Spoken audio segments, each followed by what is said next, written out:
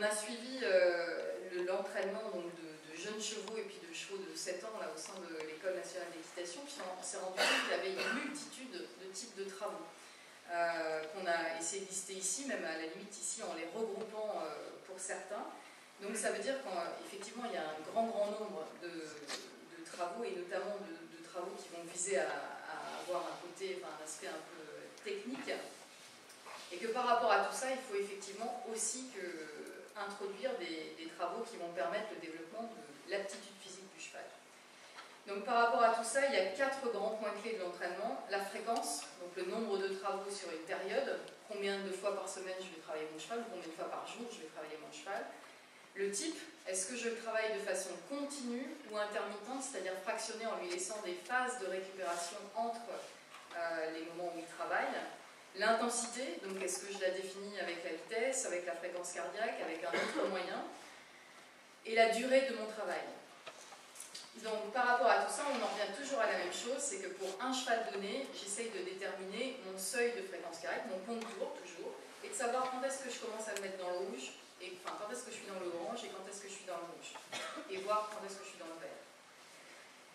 Donc pour définir les objectifs, c'est bien sûr à court, moyen et long terme, c'est-à-dire sur une saison, se dire à peu près qu'est-ce que je vais programmer pour mon cheval et faire vraiment un compte à rebours par rapport à tout ça. Ensuite, par rapport à un exercice donné, partir en piste en sachant exactement ce qu'on va demander à son cheval. Est-ce que c'est un travail d'endurance? Est-ce que c'est un travail plus difficile? C'est un travail de vitesse, par exemple? Et vraiment savoir ce que je veux faire, c'est-à-dire, encore une fois, être dans le vert, dans le orange ou éventuellement, pas trop dans le rouge quand même. Optimiser l'intensité de l'entraînement en fonction du cheval. Donc bien se dire que j'ai un contour sur mon cheval et que je peux m'en servir. Je vous ai mis, c'est vraiment on va dire des fréquences cardiaques approximatives, parce qu'encore une fois, ça peut varier en fonction des chevaux.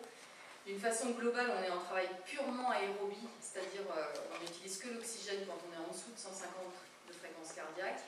Entre 150 et 180 de fréquence cardiaque, on va considérer qu'on est dans un travail aéro-anaérobie, c'est-à-dire qu'en fait, on va être vraiment très efficace pour décaler notre courbe vers la droite. D'accord ?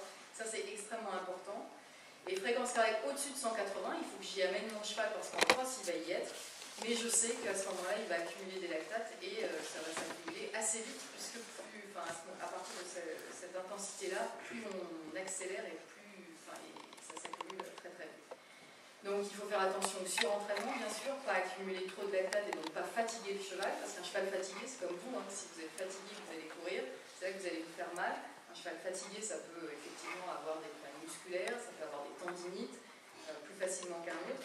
Mais je voudrais aussi dire attention au sous-entraînement, parce que je pense que cette gamme de fréquences cardiaques-là, entre 150 et 180 battements par minute, elle n'est pas fréquemment atteinte, parce que quand on n'a pas de repère, on a peur de pousser son cheval un peu trop fort peut-être, et justement on le garde dans des intensités qui sont souvent en dessous de 150 battements par minute, qui ne sont pas forcément suffisantes pour développer cette résistance au travail de fond du cheval. On a eu une discussion par rapport à ça, parce que c'est bien que nous, on se retrouve complètement plongé dans cette problématique. C'est-à-dire, quand on lit ça, on se dit, mais finalement, si on veut véritablement entraîner un cheval, il faut qu'on dépasse le seuil des 180 battements, parce que c'est le moment où réellement... Entre 150 et 180. Entre 150 et 180. Oui, tout à fait. Au-dessus de 180, on les dépasse, parce que quand on fait les fractionnés, on les dépasse souvent. Voilà, donc il faut se situer dans cette zone-là. Alors je me dis, à quel moment on arrive dans ce seuil-là? Et par exemple, on se dit, si on fait un trotting, a priori, on commence à travailler véritablement l'endurance du cheval. Anne me dit, sur un trotting, on est entre 110 et 120. Donc a priori, un trotting basique dans une zone plate, normale, on est en dessous de ce seuil-là. Donc on fait, Anne me dit, on aère, on échauffe, on fait fonctionner, mais réellement, on n'est pas dans le lourd, on n'est pas dans la préparation physique. Même si on capitalise déjà un certain exercice physique, une certaine préparation. Après, on se dit, mais bon, pour arriver dans cette zone des 150-180, ça veut dire que réellement, il faut un effort.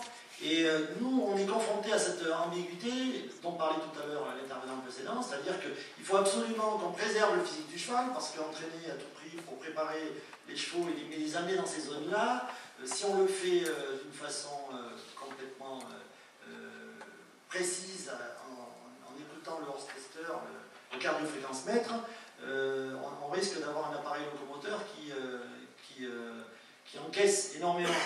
Donc on est confronté à cette réalité-là, et est-ce qu'on a des moyens de pouvoir, c'était la question qu'on posait hier, de pouvoir amener les chevaux vers ces seuils sans pour autant les faire autant fatiguer?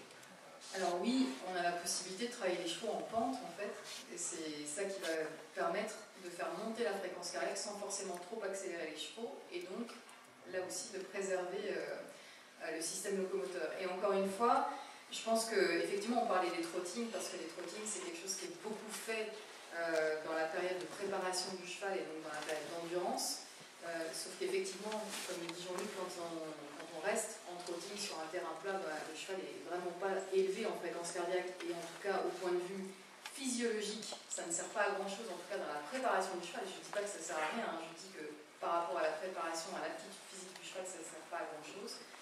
Et qu'au sein de ce travail-là, plutôt que de bouleverser tout son entraînement et de se dire oh là là, il va falloir que je fasse des vraies phases de galop à ces moments-là, etc., on peut très bien inclure dans ces trottings, puisqu'ils sont faits à l'extérieur, des phases de galop qui soient, enfin j'y mis après, hein, sur ces phases de, je pense qu'on est peut-être, on va y venir après, sur ces phases de galop qui soient de durée d'au moins 2 minutes 30, voire 3 minutes, pour des fréquences cardiaques qui soient au-dessus de 150 battements par minute, qui permettent justement de développer cette résistance du cheval au sein, par exemple, d'un travail de trotting. Ça peut être tout à fait...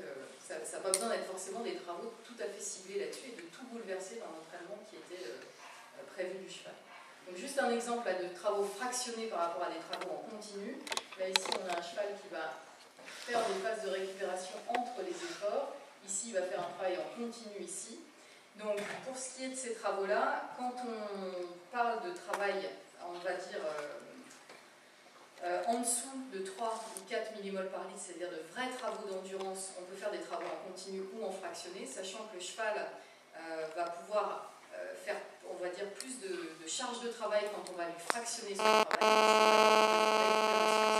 C'est plus facile pour lui. Je pense qu'on en discutait aussi hier, que c'est plus facile au niveau mental, parce que faire un exercice sans s'arrêter pendant plusieurs minutes, c'est plus compliqué à supporter. Respecter dans ces phases-là des paliers de 2 minutes 30 à 3 minutes minimum. Pourquoi? Parce que c'est le moment où les lactates vont se stabiliser. Donc ça ne sert à rien sur ce genre de travaux-là de faire des travaux simplement de 30 secondes ou 1 minute ou 1 minute 30. Il faut faire des travaux qui soient quand même avec des paliers assez longs. Et quand on va être supérieur à 4 mmol par litre, c'est-à-dire commencer à accumuler les travaux, là c'est obligatoirement des travaux en fractionné, parce que justement, il faut accélérer le cheval, le laisser récupérer, réaccélérer le cheval, le laisser récupérer. La fréquence, quand on fait des travaux où on est entre 2 et 4 mmol par litre, donc entre 150 et 180 battements par minute, c'est des fréquences qui peuvent être 1 ou 2 fois par semaine. Ce n'est pas des travaux qui vont forcément fatiguer le cheval, mais c'est des travaux qui ont besoin d'être présents au sein de son entraînement. Et quand on va vraiment faire des galops pour préparer le cheval au cross et donc les faire monter en lactate, c'est plutôt 1 fois par semaine pour leur permettre d'avoir des travaux de récupération derrière et effectivement récupérer ce qu'ils ont fait. Et puis 8 jours d'écart donc par rapport à une compétition pour qu'ils ne fassent pas un gros travail juste avant d'aller